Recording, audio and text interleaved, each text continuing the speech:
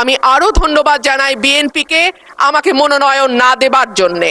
রাষ্ট্রপতি মন্ত্রিপরিষদ কর্তৃক অনুমোদিত ভাষণের বাইরে গিয়ে তার নিজের মতন করে ভাষণ দিতে পারবেন, কিন্তু আমরা দেখলাম এইবারও রাষ্ট্রপতির ভাষণ মন্ত্রিপরিষদ কর্তৃক অনুমোদিত একটি ভাষণ তাকে দিতে হলো। সো আমরা যদি এতটুকু স্বাধীনতা মাননীয় স্পিকার রাষ্ট্রপতিকে দিতে না পারি, তাহলে আর আমরা কোন ভারসাম্যের কথা বলছি? যাই হোক মাননীয় স্পিকার, আমার বক্তব্যের শুরুতেই আমি ধন্যবাদ জানাই মহান রাব্বুল আলামিনের দরবারে, যিনি আমার এই কঠিন যাত্রাকে সহজ করে দিয়েছেন। আমি তারপরে ধন্যবাদ জানাই আমার অসংখ্য নেতাকর্মী, যারা নানানভাবে বঞ্চিত হয়ে ভয় ভীতির মধ্যে দিয়ে আমার নির্বাচন করেছে, দল থেকে বহিষ্কার হয়েছে, কিন্তু তারা আমাকে ছেড়ে যায় নাই। তাদের সকলের কাছে আমি কৃতজ্ঞ। মাননীয় স্পিকার, আমি আরো ধন্যবাদ জানাই বিএনপিকে আমাকে মনোনয়ন না দেবার জন্যে। আমাকে মনোনয়ন না দেওয়ার কারণেই আমি বুঝতে পেরেছি বাংলাদেশের টেকনাফ থেকে তেঁতুলিয়া কত লক্ষ মানুষের ভালোবাসা, দোয়া, সহযোগিতা আমার পাশে ছিল। একটা দলীয় গণ্ডির মধ্যে থেকে নির্বাচন করলে এটা বুঝবার সৌভাগ্য আমার হতো না।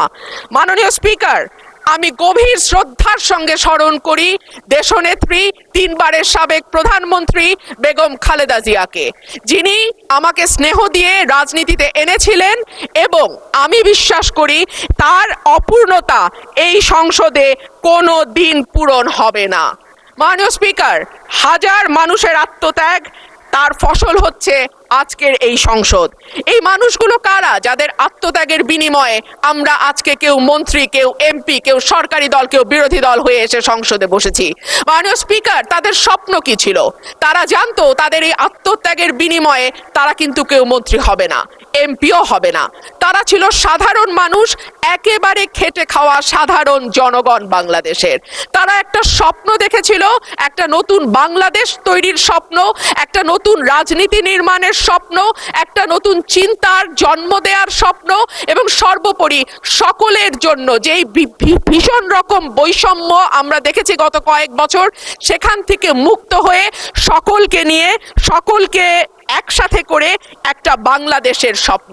সেই সকল মানুষের কাছে আমি, এবং আমি বিশ্বাস করি আমার সহকর্মী এই সংসদ সদস্যরা সকলেই কৃতজ্ঞ।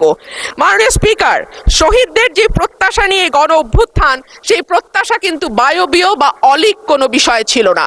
এমপি রুমিন ফারহানা আজ পর্যন্ত সংসদে যতগুলো বক্তব্য দিয়েছে, আমি মনে করি এটা সেরা একটি বক্তব্য আপনাদের সাথে শেয়ার করলাম। কি আমি কোনো ভুল বলছি? অবশ্যই এই কথাগুলো শুনে আপনাদের কাছে কেমন